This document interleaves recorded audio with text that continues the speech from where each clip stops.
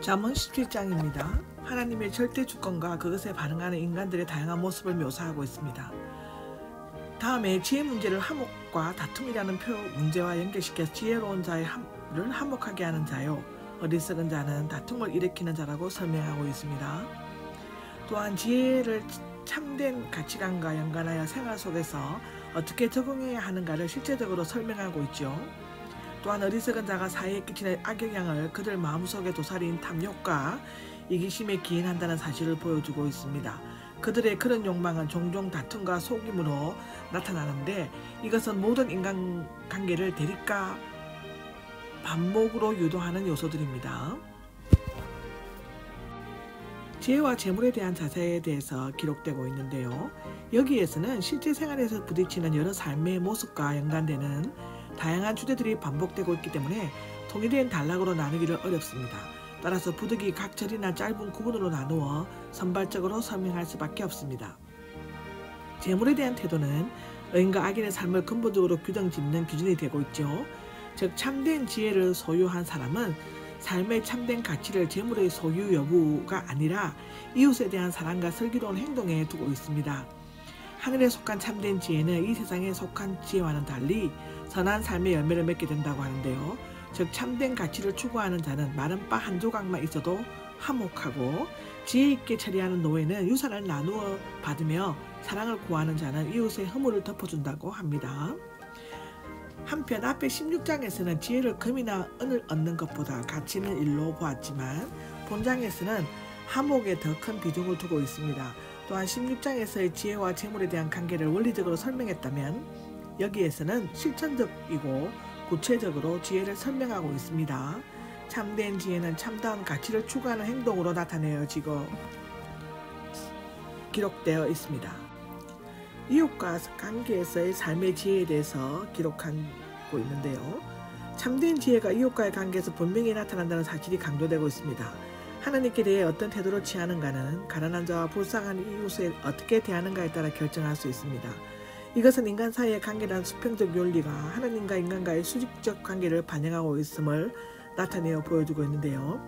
사실상 믿는 자의 삶의 윤리와 방식은 하나님에 대한 이해와 지혜에서 출발한다는 의미에서 볼 때 참된 지혜는 하나님께 대한 신앙의 척도임과 동시에 이웃에 대한 사랑의 동기라고 말할 수 있습니다.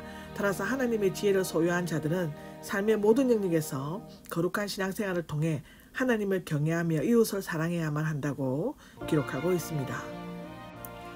일상생활에 대한 올바른 판단과 분별력에 대해서 기록하고 있는데요. 지혜는 단지 피상적이고 추상적이거나 사물이나 사건에 대한 객관적인 정보만을 의미하지 않고 가장 보편적이고 일상적인 삶의 현장에서 각종 다양한 지식을 적용하고 판단하는 능력, 곧 분별력이라고도 할 수 있습니다. 거짓과 악에 대한 분별력에 대해서 설명하고 있는데요. 악을 행하는 자와 거짓말쟁이는 악한 꾀와 거짓말과 중상 모략을 의도하는 사악한 입술과 헐뜯는 말에 주의를 기울인다고 합니다. 어리석은 자는 100대 때리는 것보다 지혜로운 사람을 한 번 꾸짖는 것이 더 효과가 있습니다. 지혜는 악인과 의인을 잘 분별함으로써 상황에 따라 적절하게 대처하고 있습니다. 미련함과 지혜로움에 대한 분별력에 대해서 말하고 있는데요. 어리석은 자는 너무 미련해서 지혜를 살 수 있다고 생각합니다. 그가 돈을 가지고 오지만 지혜를 얻는 데 성공한 가지 방법 중 지혜를 향한 진심 어린 욕구가 그에게 없다는 사실을 알지 못합니다. 지혜로운 자는 분명한 곳에서 지혜를 찾지만 어리석은 자의 눈은 방황하고 지혜를 결코 찾지 못합니다. 지혜가 결국 손에 들어와도 그게 지혜인지 모르죠. 더욱이 미련한 자들은 그 어미에게 쓰라린 고통을 안겨준다고 기록하고 있습니다. 여기에서 언어 생활의 분별력이 아주 중요하게 강조되고 있는데요. 잠언은 특히 언어 사용에 대해서 많이 강조하고 있습니다. 그 이유는 언어 생활의 개인의 성격과 수준을 나타내는 매우 중요한 매개체가 되기 때문이죠. 악인은 거짓말을 잘 듣고 또 거짓말하는 자는 악인의 거짓말에 기울이고 있습니다. 미련한 자는 영적 인식과 지각이 없으므로 자신이 무엇을 말하고 있는지를 잘 알지 못합니다.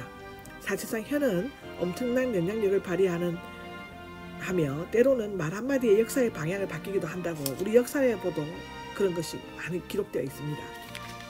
지혜 있는 자는 지혜를 통해 선한 말과 악한 말을 분별해야 하며 올바른 언어 습관을 통해 하나님의 뜻과 효과적으로 실천해야만 합니다. 실천할 줄 알아야 한다고 제가 정정하고 싶네요. 하나님과의 관계에 대한 분별력에 대해서 기록하고 있는데, 지혜로운 자는 신앙적 차원에서 지혜로운 분별력을 지녀야 할 필요가 있다.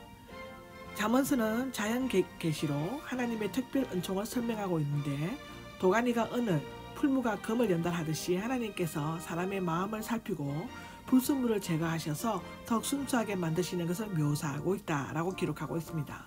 이웃과의 관계에 대한 분별력에 대해 기록하고 있는데요. 지혜의 분별력이 생활의 모든 영역으로 확대됩니다.